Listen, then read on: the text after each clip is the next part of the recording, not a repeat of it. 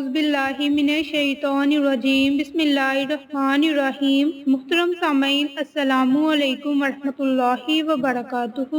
میں آپ سب کو اپنے چینل عائشہ اسلامک ہسٹری میں خوش آمدید کہتی ہوں اور امید کرتی ہوں کہ آپ سب خیر و عافیت سے ہوں گے، اور اللہ تبارک و تعالیٰ سے دعا کرتی ہوں کہ اللہ تبارک و تعالیٰ آپ سب کو خوش رکھے، آباد رکھے اور آپ پر اپنی ہزاروں رحمتیں بارش کی طرح برسائے، آپ کی ہر حاجت کو پورا فرمائے، آپ کی ہر خواہش کو پورا فرمائے، آپ کو صحت و تندرستی والی زندگی عطا فرمائے اور اللہ پاک آپ کو خیر و عافیت سے رکھے۔ تمام تعریفیں اللہ تعالیٰ کے لیے ہیں، وہی نیک لوگوں کا ولی ہے۔ میں گواہی دیتی ہوں کہ اللہ کے سوا کوئی معبود نہیں، وہ یکتا ہے اور اس کا کوئی شریک نہیں، وہی تمام لوگوں کی مشکلات اور حاجت کو پورا کرنے والا ہے، وہی سب کی دعاؤں کو قبول کرنے والا ہے اور وہی سب مخلوقات کا معبود برحق ہے۔ اور میں گواہی دیتی ہوں کہ حضرت محمد صلی اللہ علیہ وآلہ وسلم اللہ کے بندے اور رسول ہیں، اور اللہ سے دعا کرتی ہوں کہ اللہ تبارک و تعالی ہمیں صراط المستقیم کے رستے پر چلنے والا بنا دے، آمین۔ سامعین، آج میں آپ کے ساتھ رمضان کے پہلے جمعہ مبارک کا ایک خاص اور مجری وظیفہ شیئر کروں گی، اور یہ وظیفہ خاص طور پر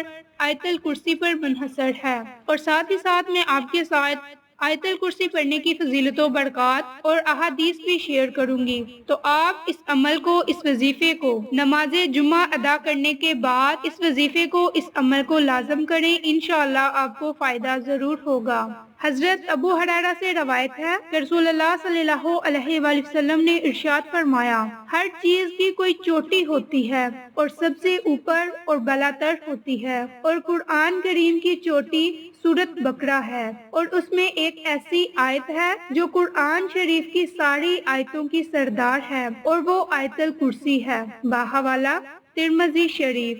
حضرت ابی بن کعب رضی اللہ عنہ سے روایت ہے کہ رسول اللہ صلی اللہ علیہ وآلہ وسلم نے مجھ سے ارشاد فرمایا، کیا تم جانتے ہو کہ کتاب الہی کی کون سی آیت تمہارے پاس سب سے زیادہ عظمت والی ہے؟ میں نے عرض کیا، اللہ اور اس کے رسول ہی بہتر جانتے ہیں۔ تو نبی پاک صلی اللہ علیہ وآلہ وسلم نے دوبارہ پوچھا، کیا تم جانتے ہو کہ تمہارے پاس کتاب اللہ کی سب سے زیادہ عظیم آیت کون سی ہے؟ تو میں نے عرض کیا، آیت الکرسی۔ تو آپ صلی اللہ علیہ وآلہ وسلم نے میرے سینے پر ہاتھ مارا اور ارشاد فرمایا، تجھے علم مبارک ہو، باحوالہ مسلم بخاری۔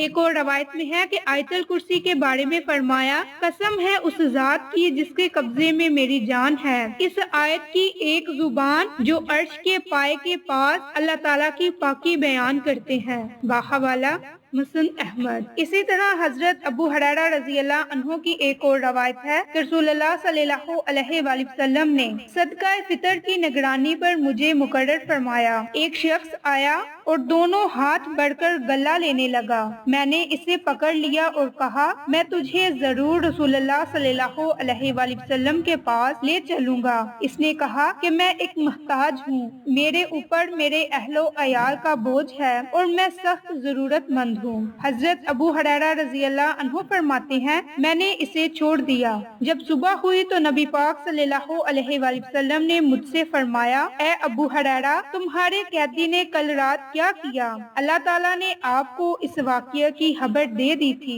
تو میں نے عرض کیا، یا رسول اللہ صلی اللہ علیہ وآلہ وسلم، اس نے اپنی شدید ضرورت اور اہل و عیال کے بوجھ کی شکایت کی، اس لیے مجھے اس پر رحم آیا اور میں نے اسے چھوڑ دیا۔ تو آپ صلی اللہ علیہ وآلہ وسلم نے فرمایا، خبردار رہنا، اس نے تم سے جھوٹ بولا اور وہ دوبارہ بھی آئے گا۔ مجھے رسول اللہ صلی اللہ علیہ وآلہ وسلم کے فرمان کی وجہ سے یقین ہو گیا کہ وہ دوبارہ بھی آئے گا، اس لیے میں اس کی طاق میں لگا رہا۔ جب وہ آیا تو اس نے اپنے دونوں ہاتھوں سے گلہ بھرنا شروع کر دیا۔ میں نے اسے پکڑ کر کہا کہ میں تجھے رسول اللہ صلی اللہ علیہ وآلہ وسلم کے پاس لے جاؤں گا۔ اس نے کہا، مجھے چھوڑ دیجئے، میں ضرورت مند ہوں، میرے اوپر بال بچوں کا بوجھ ہے، اب میں آئندہ نہیں آؤں گا، مجھ پر رحم کریں، اور میں نے اسے چھوڑ دیا۔ جب صبح ہوئی تو رسول اللہ صلی اللہ علیہ وآلہ وسلم نے دوبارہ فرمایا، اے ابو ہریرہ، تمہارے قیدی کا کیا ہوا؟ تو میں نے عرض کیا یا رسول اللہ صلی اللہ علیہ وآلہ وسلم، اس نے اپنی شدید ضرورت اور اہل و عیال کے بوجھ کی شکایت کی، اس لیے مجھے اس پر رحم آ گیا اور میں نے اسے چھوڑ دیا۔ تو آپ صلی اللہ علیہ وآلہ وسلم نے فرمایا، ہوشیار رہنا، اس نے تم سے جھوٹ بولا، وہ پھر آئے گا۔ چنانچہ میں پھر اس کی طاق میں رہا، جب وہ آیا تو اس نے دونوں ہاتھوں سے گلہ بھرنے لگا۔ میں نے اسے پکڑ لیا اور کہا، میں تجھے رسول اللہ صلی اللہ علیہ وآلہ وسلم کے پاس لے جاؤں گا، یہ تیسرا اور آخری موقع ہے۔ تو نے کہا تھا کہ میں نہیں آؤں گا، لیکن تم دوبارہ آ گئے۔ اس نے کہا، مجھے چھوڑ دو، میں تمہیں ایسے کلمات سکھاؤں گا کہ اللہ تعالیٰ ان کی وجہ سے تمہیں نفع پہنچائیں گے۔ میں نے کہا، وہ کلمات کیا ہیں؟ اس نے کہا کہ جب تم اپنے بستر پر لیٹنے لگو تو آیت الکرسی پڑھ لیا کرو، تمہارے لیے اللہ تعالیٰ کی طرف سے ایک حفاظت کرنے والا مقرر رہے گا اور صبح تک کوئی شیطان تمہارے قریب نہیں آئے گا۔ صبح کو رسول اللہ صلی اللہ علیہ وآلہ وسلم نے مجھ سے فرمایا، تمہارے قیدی کا کیا ہوا؟ میں نے عرض کیا کہ اس نے کہا تھا کہ وہ مجھے ایسے کلمات سکھائے گا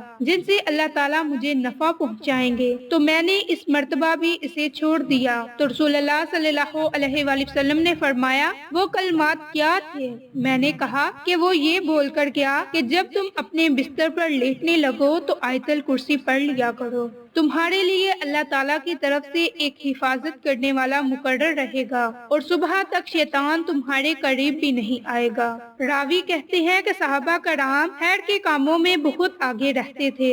آپ صلی اللہ علیہ وآلہ وسلم نے ارشاد فرمایا، غور سے سنو، اگر وہ جھوٹا ہے لیکن تم سے سچ بول کے گیا، اے ابو ہریرہ، تم جانتی ہو کہ تم 3 راتوں سے کس سے باتیں کر رہے ہو؟ میں نے کہا نہیں۔ تو آپ صلی اللہ علیہ وآلہ وسلم نے ارشاد فرمایا، شیطان تھا جو اس طرح مکروہ فریب سے صدقے کے مال میں کمی کرنے آیا تھا۔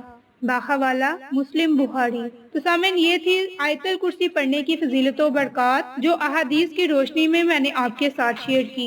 تو اب میں آپ کو جمعۃ المبارک کے دن کا خاص اور مجری وظیفہ بتاؤں گی اور ساتھ ہی ساتھ رمضان کے تیسرے دن کا خاص اور مجری وظیفہ بتاؤں گی۔ تو آپ نے اس عمل کو رمضان کے تیسرے دن اور جمعۃ المبارک کے دن ضرور کرنا ہے، اور اس کے بعد آپ جو بھی اللہ سے دعا مانگیں گے، جس مقصد کے لیے بھی دعا مانگیں گے، اللہ تبارک و تعالیٰ آپ کی ہر دعا کو سنے گا اور قبول فرمائے گا۔ تو آپ نے نماز جمعہ ادا کرنے کے بعد 70 مرتبہ آیت الکرسی کی تلاوت کرنی ہے، اور آیت الکرسی کے اول میں اور آخر میں آپ نے 3 مرتبہ درود پاک کو لازم پڑھنا ہے۔ درود پاک پڑھنے کی بہت سی فضیلت و برکات ہیں، جیسا کہ میں آپ کے ساتھ پہلے بہت سی ویڈیوز میں شیئر کر چکی ہوں کہ آپ نے کسی بھی وظیفے کے اول میں اور آخر میں درود پاک کو لازم پڑھنا ہے۔ جس وظیفے کے اول اور آخر میں درود پاک پڑھا جاتا ہے، وہ وظیفہ، وہ دعا ہماری ضرور قبول ہوتی ہے، اس لیے آپ نے درود پاک کو لازم پڑھنا ہے۔ جب آپ نے یہ مختصر سا عمل کر لینا ہے تو پھر آپ نے اللہ تبارک و تعالیٰ سے خصوصی دعا مانگنی ہے۔